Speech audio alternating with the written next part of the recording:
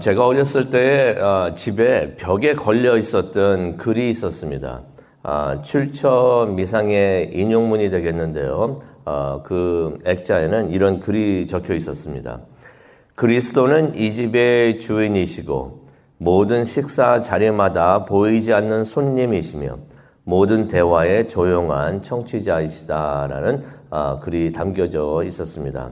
아마 그때 교인 집집마다 이 액자가 다 있었던 것 같은 기억이 있습니다. 이 인용문 누가 썼는지는 모르지만은 참 좋은 글이다라고서 생각이 듭니다. 근데 가만히 이 내용을 우리가 보게 되면은 두 가지, 사람들로부터 두 가지, 이 내용을 우리가 들었을 때 사람들의 반응이 두 가지가 있을 수 있겠다라고 생각이 듭니다. 하나님께서 다 보고 계시고 언제나 보고 계시고 하나님께서 다 듣고 계신다라는 말씀을 생각을 해볼 때 사람들이 두 가지 반응을 하지 않을까. 만약 신실한 신앙생활을 하고 있다면 이 말씀이 큰 격려와 힘이 될 것입니다. 그래서 이 말씀을 들으면서 아멘 하면서 하나님의 은혜가 참 좋습니다라고서 기뻐할 것 같기도 하고, 하지만 만약 좀 나태한 신앙생활을 하고 있다면 이 말씀이 무척이나 부담스럽게 들리지 않을까라고 생각이 듭니다. 다 듣고 계시고 다 보고 계시고 한다니 자유가 없게 느껴질 수도 있겠고 꼭 어디에 갇혀 있다라는 느낌도 받을 수가 있을 수가 있겠다고 생각이 듭니다. 성령님께서는 이 인용문이 어떻게 느껴지시나요? 오늘은 시편 139편을 보도록 하겠는데요. 시편 139편도 이 인용문과 같은 내용을 이야기를 하고 있습니다.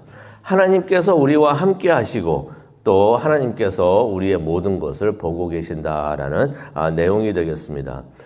시편 139편, 이거 다윗이 쓴 시가 되는데요. 자신에 대해서 모든 것을 다 알고 계시는 하나님을 찬양하는 노래가 되겠습니다. 그러면서 하나님 앞에 나와가지고 모든 것을 다 고백을 하면서 하나님을 의지하는 그러한 다윗의 믿음이 담겨 있는 것입니다. 오늘 그 내용을 한번 보고 또 우리가 기도하는 시간을 갖기를 원하는데요. 1절부터 6절을 보게 되면은 다윗이 이런 말을 합니다. 하나님은 내가 하는 모든 것을 다 알고 계신다. 내가 하는 모든 행동을 다 알고 계신다라고 말을 하고 있습니다. 1절을 보니까 다윗이 이런 말을 합니다. 주께서 나를 살펴보셨으니 나를 알고 계십니다. 라는 내용의 말을 합니다. 하나님께서 다윗을 깊이 꿰뚫어 보신다는 것입니다. 그렇게 아신다는 것입니다. 어느 정도까지 알겠는가? 깊이 꿰뚫어 보시니까 다윗의 속마음까지도 행동뿐만이 아니라 속마음까지도 하나님께서 다 살펴보셨기 때문에 다 알고 계신다라는 그러한 말을 하는 것입니다. 그런데 하나님이 무엇을 알고 계시는가? 예를 들면은 2절을 보니까요. 주께서 내가 앉아 있거나 서 있거나 다 알고 계신다라는 말을 합니다. 여기서 강조되는 것이 주께서라는 말입니다. 원본 성경을 보면은 주님이라고 말을 안 하고요. 당신이라고 말을 하고 있습니다. 무슨 말입니까? 하나님을 보면서 하나님에게 직접 말을 하고 있다는 것입니다. 당신이 다 나를 알고 계십니다라고 고백을 하는 것입니다. 앉고 일어섬을 아신다고 하셨는데 앉고 일어섬은 무엇을 의미하냐면 모든 행동을 의미를 하는 것입니다. 그래서 하나님께서는 자신의 모든 행동을 남에게 보여지는 행동뿐만이 아니라 집에서 혼자 있을 때도 하는 그런 행동, 그 행동까지도 하나님께서는 다 알고 계신다는 것입니다. 뿐만 아니라 하나님께서는 2절을 계속 보면요. 멀리 계셔도 나의 생각을 다 알고 계신다. 멀리서도 나의 생각을 다 알고 계신다라고 말을 하고 있습니다. 그러니 하나님께서는 다윗의 모든 것을 다 알고 계신다는 것입니다. 근데 이것을 한마디로 표현하게 되면은 4절이 되겠습니다. 4절을 보게 되면은 우리 성경에 보면은 이렇게 써 있죠. 여호와여 내 혀의 말을 알지 못하시는 것이 하나도 없으시나이다라고 말을 하고 있는데 원본에 있는 말씀을 직역을 하는 것이 더 좋지 않는가라고 생각이 듭니다. 하나님께서 다 알고 계시는데 어느 정도 다 알고 계시는가? 원본에 있는 말씀을 보게 되면은 4절에 이런 말을 합니다. 내가 할 말을 내 혀에 담기도 전에 하나님은 그것마저도 다 알고 계신다라고서 다윗이 말을 하고 있습니다. 무슨 말을 하려고 그 말을 입에 담기도 전에 하나님께서는 내가 할 말을 다 알고 계신다. 그러니 그런 생각이 듭니다. 사람들이 우리가 하나님을 과연 속일 수가 있을까? 우리가 과연 하나님으로부터 숨길 것이 있을 수가 있을까라고 생각을 해봅니다.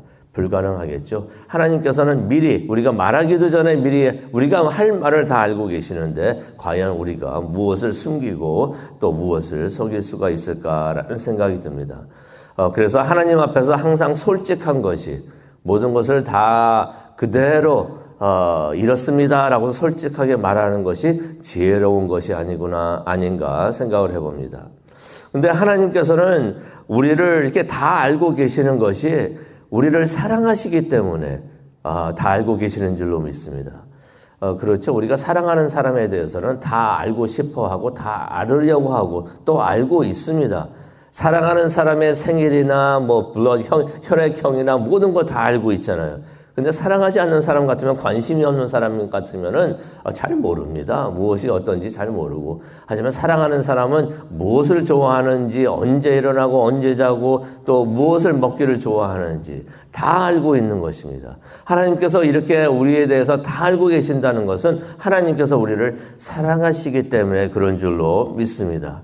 그래서 항상 하나님께서는 우리를 사랑하는 눈으로 우리를 지켜보시고 계시는 줄로 믿습니다. 그러니 우리가 무슨 일을 당해도 전혀 두려워할 것이 없구나 하는 생각이 듭니다. 왜냐하면 사랑하는 하나님께서 우리를 항상 지켜보고 계시기 때문입니다. 어느 분이 그러시더라고요. 나의 집에 자녀들이 카메라를 둬가지고 내가 무엇을 어디를 가든지 다 보고 있다라는 말을 어떤 분이 하신 적이 있는데 하나님께서 그렇게 우리를 지켜보고 계시는 줄로 믿습니다. 두 번째로 7절부터 12절을 보게 되니까 하나님은 우리가 어디를 가든지 다 알고 계신다라고 다윗이 말을 하고 있습니다. 혹시 하나님이 항상 나를 지켜보고 계신다라고 생각이 들면은 이게 혹시 불편하지는 않으신가요? 혹시 답답하지는 않으신가요? 나만의 시간을 가질 수가 없구나라고 생각이 들 수도 있을 것 같습니다.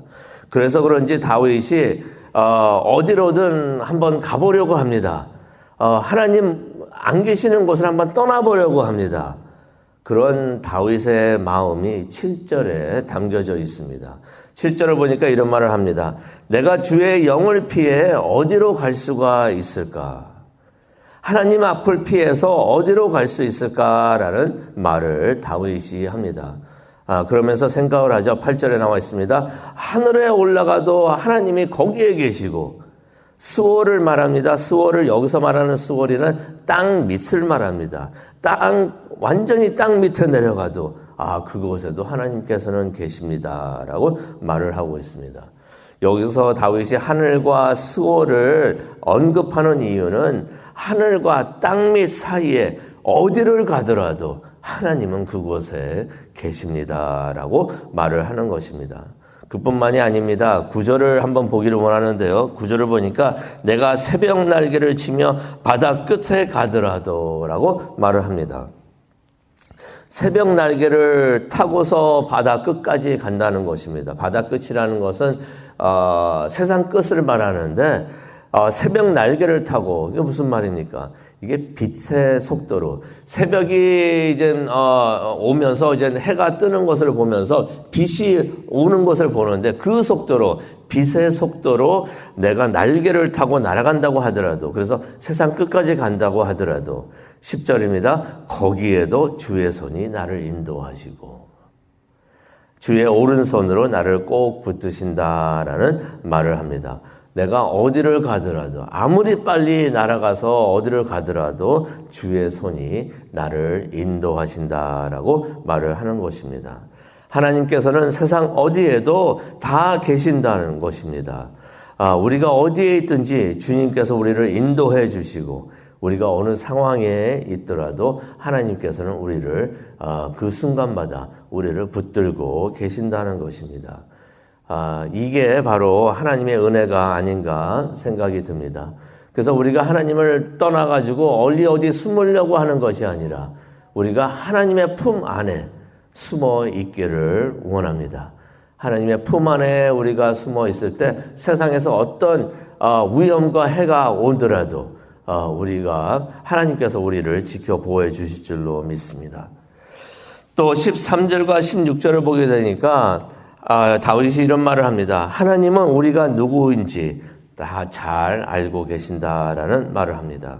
13절을 보니까 이런 말을 합니다. 주께서 내 장기를 지으셨고 대장을 지으셨고 장기를 지으셨고 내 어머니의 모태에서 나를 만드셨습니다라는 말을 합니다.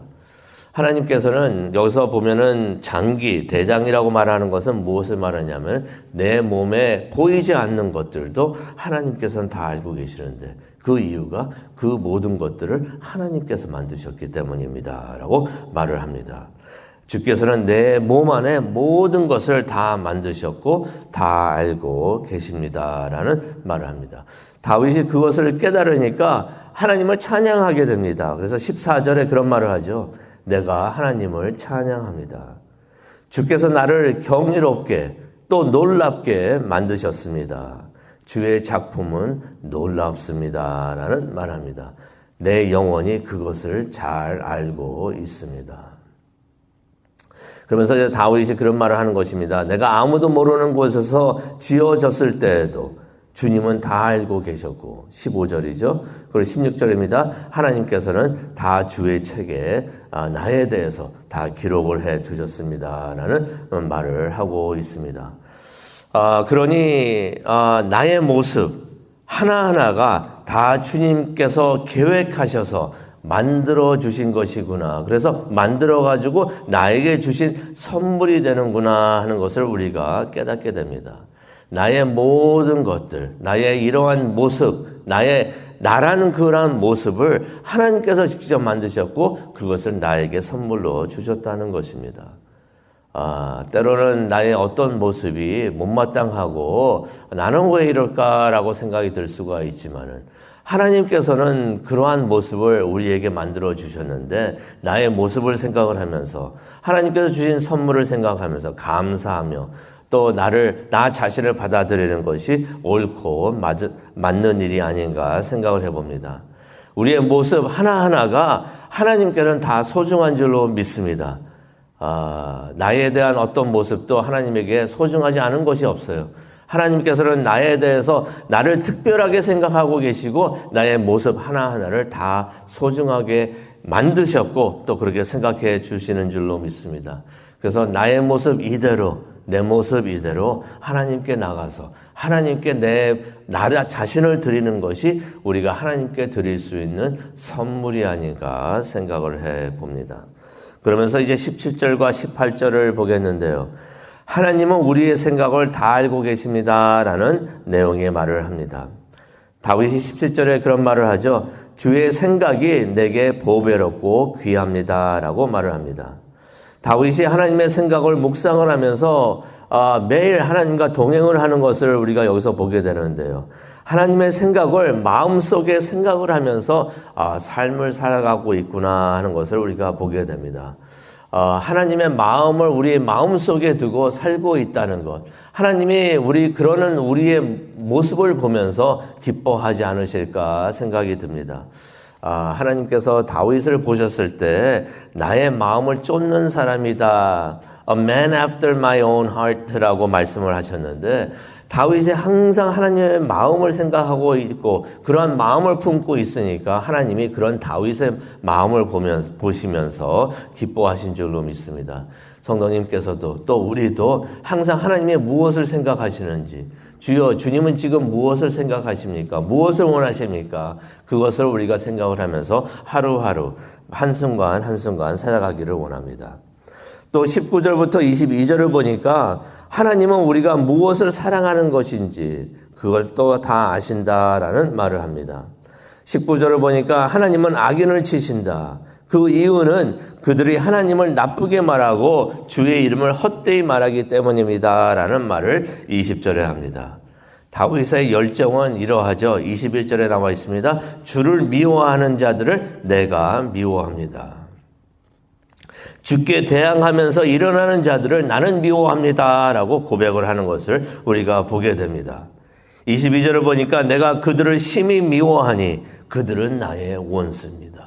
하나님을 미워하고 하나님을 대적하는 사람들은 나의 원수입니다. 라고 고백을 하는 것을 우리가 보게 됩니다. 시편 97편 10절을 보니까 여호와를 사랑하는 자는 악을 미워하라라는 말씀이 있습니다. 요한일서 2장 15절을 보게 되면 세상과 세상에 속한 것을 사랑하지 말라라는 하나님의 말씀이 있습니다. 우리는 하나님의 뜻을 어기는 세상을 사랑하지 않기를 원합니다.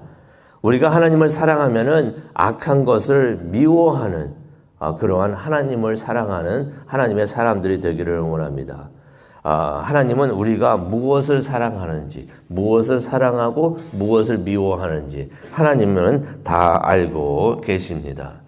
그러면서 이제 다윗이 기도를 합니다. 23절에 나와 있는데요. 23절에 나와 있는 말씀을 이걸 풀어서 설명을 하면 이렇습니다. 하나님, 나를 샅샅이 살펴보시고 나의 마음을 알아주소서. 나의 생각을 알아주소서라고 말을 하고 있습니다. 하나님께서 내 속 안을 다 들여다보시고 나의 속마음을 다 알려달라고 말을 하는 것입니다. 때로는 나 자신도 내가 무슨 마음을 가지고 있고 무슨 생각을 하고 있는지 모를 수도 있는데 하나님께서 내 속 안을 들여다보시고 나를 살펴주시옵소서라고 말을 하는 것입니다. 이유가 있습니다. 24절을 보니까 말을 합니다. 내 안에 조금이라도 악한 것이 있는가 주여 주께서 살펴보아 주시옵소서라고 말을 하고 있습니다.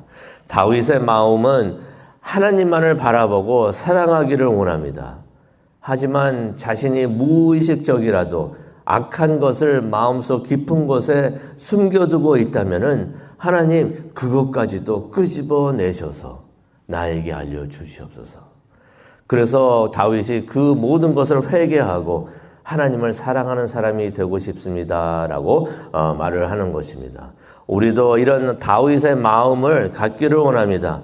하나님께서는 우리의 모든 것을 다 알고 계시고 그래서 우리가 숨길 것이 없는 줄로 믿습니다. 우리가 하나님께 모든 것을 다 내어놓고 하나님께 나아가는 우리 모두가 되기를 간절히 축원합니다. 기도하시겠습니다. 하나님 감사합니다. 하나님 앞에 나와서 하나님께 기도하기를 원합니다. 나의 속마음까지도 다 알고 계시는 하나님 그러면서 기도를 합니다. 다윗이 기도하는 것처럼 내 마음속에 혹시 내가 모르는 악한 것이 있습니까? 그것마저도 하나님께서는 다 끄집어내어 주시고 나에게 알려주시옵소서. 그래서 그것을 회개하며 하나님 앞에 솔직하게 나의 모습 그대로 하나님 앞에 나가면서 하나님과 동행하는 내가 나 자신이 되고 싶습니다라고 고백하는 이 시간이 되기를 원합니다. 성령님께서 오셔서 우리의 마음을 인도하여 주시옵시고 우리의 기도를 인도하여 주시옵소서. 감사합니다. 예수님의 이름으로 기도합니다. 아멘.